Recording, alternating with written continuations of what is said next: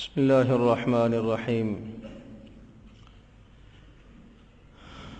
عن أبي الدرداء رضي الله تعالى عنه قال قال رسول الله صلى الله تعالى عليه وسلم: أيعجز أحدكم أن يقرأ في ليلة ثلث القرآن؟ قالوا: وكيف يقرأ ثلث القرآن؟ قال: قل هو الله أحد يعدل ثلث القرآن أو كما قال عليه الصلاة والسلام. رواہ مسلم. حضرت ابو درداء رضی اللہ تعالی عنہ سے روایت ہے کہ نبی اکرم صلی اللہ تعالی علیہ وسلم نے ارشاد فرمایا: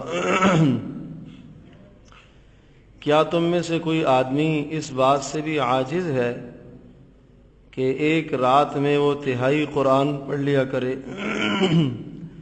صحابہ نے عرض کیا: اللہ کے رسول، ایک تہائی قرآن کیسے پڑھا جا سکتا ہے؟ حضور صلی اللہ تعالی علیہ وسلم نے ارشاد فرمایا: قل هو اللہ احد تہائی قرآن کے برابر ہے، یعنی جس نے ایک مرتبہ سورہ اخلاص کو پڑھ لیا اس نے گویا کہ تہائی قرآن مجید پڑھ لیا. سبحان اللہ، کہ بہت تھوڑے سے وقت میں بہت بڑا ثواب انسان حاصل کر سکتا ہے، اور یہ ثواب ہر آدمی حاصل کر سکتا ہے. کوئی ایسا شخص نہیں ہے جسے سورہ اخلاص یاد نہ ہو، اس یقین کے ساتھ کہ رسول پاک صلی اللہ تعالی علیہ وسلم نے اس کا یہ ثواب بتایا ہے.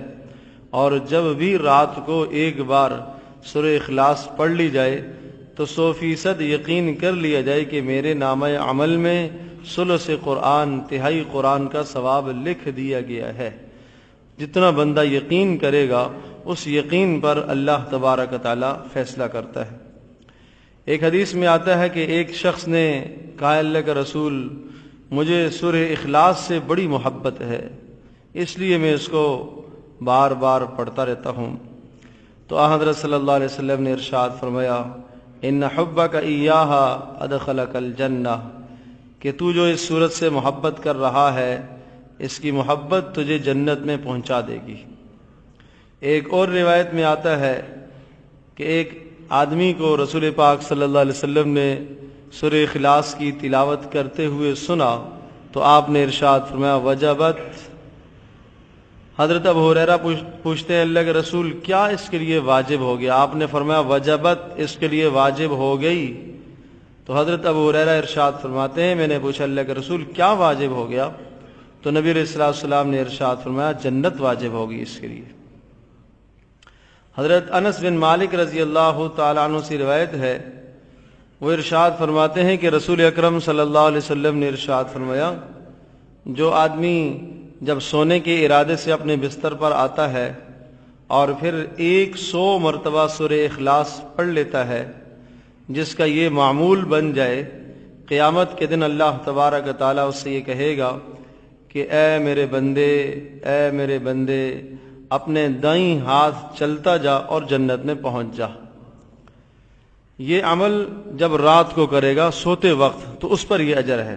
ٹھیک ہے، دن کو بھی اگر پڑھتا ہے تو اجر تو ہے، ثواب تو ہے، لیکن یہ جو خاص فضیلت بتائی گئی ہے کہ قیامت کے دن اللہ پاک اسے یہ کہے گا کہ سیدھے ہاتھ چلتا جا اور جنت میں پہنچ جا، یہ اسی صورت میں ہے کہ جب انسان اپنے بستر پر آ کر لیٹے اور اس کو پڑھے.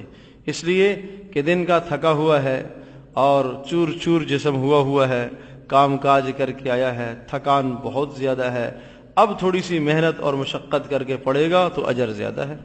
اب اس وقت نیند کا غلبہ ہے، شیطان فوراً اونگ مسلط کر دیتا ہے اور فوراً جو ہے وہ طرح طرح کے خیالات آنے شروع ہو جاتے ہیں اور آدمی کا عمل رہ جاتا ہے. اس لیے اس موقع پر عمل کی مشقت زیادہ ہے، اس لیے اتنا بڑا اجر ہے. اور ویسے بھی جو آدمی جب بھی پڑھتا رہے تو اس کے لیے اجر تو ہے ہی ہے. لیکن یہ جو 2 باتیں بتائی ہیں کہ ثلث قرآن کا ثواب اور اسی طرح سے جنت کے لیے جو اللہ پاک کی جانب سے یہ آواز آئے گی کہ سیدھے ہاتھ چل اور جنت میں پہنچ جا، یہ اسی صورت میں ہے کہ جب رات کو پڑھنے کا اہتمام کرے. تو میں یہ عرض کر رہا ہوں کہ کتنا آسان عمل ہے اور کتنا مختصر عمل ہے اور تقریباً ہر ایک کو یاد ہے. لہٰذا ہم اپنے معمولات میں سورہ اخلاص کا ورد جاری رکھیں. اور دن کو بھی جب موقع ملے، چلتے پھرتے اٹھتے بیٹھتے کسی بھی جگہ آپ فارغ بیٹھے ہوئے ہیں اور کچھ نہ یاد ہو تو سورہ اخلاص تو یاد ہی ہے، اور کچھ نہیں یاد ہے تو آیت الکرسی تو سبھی کو یاد ہے، سورہ اخلاص یاد ہی ہے۔ آپ یقین رکھیں کہ سورہ اخلاص کے پڑھنے سے اللہ تبارک و تعالیٰ میرے لیے جنت کا داخلہ مقدر فرمائیں گے۔ تو انشاءاللہ جو اللہ پاک کی ذات عالی سے آپ امید رکھیں گے، اللہ پاک اس امید کے مطابق فیصلہ فرمائے گا۔ ہے یہ صورت مختصر سی، لیکن اس پر اجر اتنا زیادہ اس لیے ہے کہ اس میں اللہ تبارک و تعالیٰ کی توحید کا بیان ہے، وحدانیت کا بیان ہے۔ اس میں مشرکین نے پوچھا نبی علیہ السلام سے کہ انسب لنا ربک، آپ اپنے رب کا نسب تو بیان کرو، تمہارا رب کون ہے، کیا حسب نسب ہے؟ تو اس موقع پر یہ سورہ مبارکہ نازل ہوئی، قل هو اللہ احد، کہہ دیجئے وہ اللہ اکیلا ہے، یکتا ہے، اس کا کوئی ثانی نہیں، الصمد، وہ بے نیاز ہے۔ اس کا معنی ہے سب اس کے محتاج ہیں، وہ کسی کا محتاج نہیں ہے۔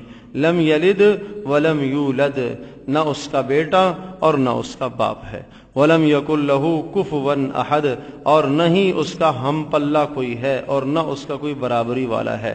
وہ حسب نسب سے پاک ہے، وہ ساتھی سے پاک ہے، وہ دوست سے پاک ہے، وہ شریک سے پاک ہے، وہ بیوی سے پاک ہے، وہ بچے سے پاک ہے، وہ والد سے پاک ہے، ماں سے پاک ہے، ان تمام طرح کے سلسلوں سے وہ پاک ہے۔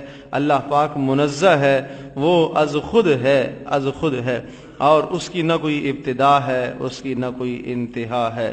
لہذا آپ علیہ السلام نے یہ بھی ارشاد فرمایا، کبھی کبھی تمہیں شیطان وسوسہ ڈالے گا اور یوں کہے گا آسمانوں کو کس نے بنایا، پھر خود ہی خیال آئے گا اللہ نے بنایا، پھر خیال آئے گا پہاڑوں کو کس نے بنایا، خیال آئے گا اللہ نے بنایا۔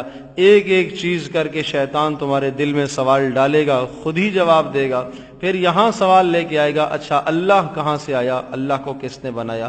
کہا جب یہاں تمہارا خیال پہنچے تو پھر یہ پڑھو، قل هو اللہ احد اللہ الصمد لم یلد ولم یولد ولم یکن لہ کفوا احد۔ جس آدمی کو بہت زیادہ وساوس پریشان کرتے ہوں، شیطانی خیالات کثرت سے آتے ہوں، اور اعمال میں، عبادات میں، نمازوں میں جسے کثرت سے شیطانوں کے خیالات آتے ہوں، اسے چاہیے کہ وہ کثرت سے سورہ اخلاص کا ورد کرے۔ اس کی برکت سے اللہ تبارک و تعالیٰ اس کے دل کو، دماغ کو صاف فرمائیں گے۔ اللہ پاک ہم سب کے لیے عمل کرنا